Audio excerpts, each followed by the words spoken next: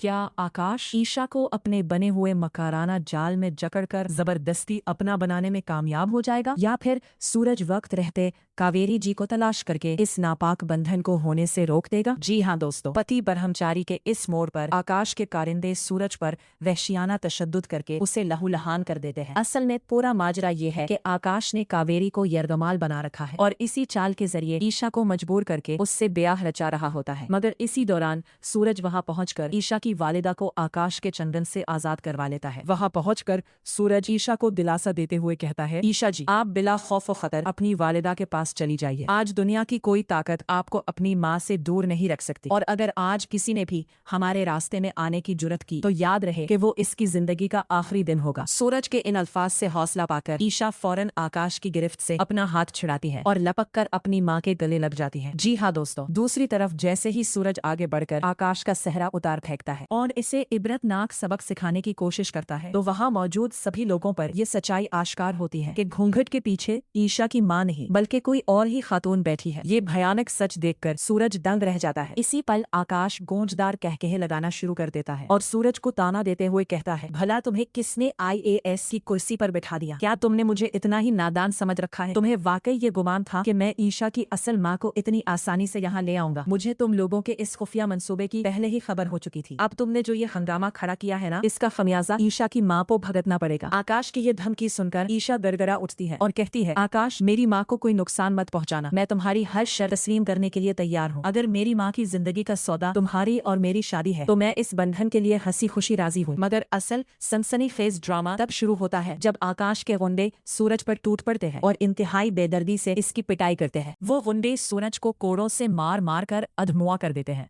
बेचारा सूरज सिर्फ ईशा की खातिर ये सारा जुल्म बर्दाश्त करता है। इसी दौरान सूरज जानबूझकर गशी तारी होने का नाटक करता है ताकि गुंडों को गुमराह करके वक्त खत्म होने से पहले ईशा की हकीकी माँ का सुराग लगा सके और आकाश के नापाक इरादों को खाक में मिला दे। जी हाँ दोस्तों, कहानी में एक जबरदस्त टोस्ट इस वक्त आता है जब सूरज शदीद जख्मी हालत में भी हिम्मत नहीं हारता और कावेरी जी को ढूंढते ढूंढते बिलाखिर इस खुफिया गोदाम तक पहुंच जाता है जहां आकाश ने ईशा की माँ को कैद कर रखा था। वहां कावेरी जी को सही सलामत पाकर सूरज के चेहरे पर इत्मीनान की लहर दौड़ जाती है। लेकिन जैसे ही वो ईशा की माँ को वहां से निकालकर ले जाने लगता है, आकाश के कारिंदे अचानक सूरज को हर तरफ से घेर लेते हैं। मगर आकाश के गुंडे ये नहीं जानते कि सूरज भी इस बार पूरी मंसूबाबंदी और तैयारी के साथ आया है।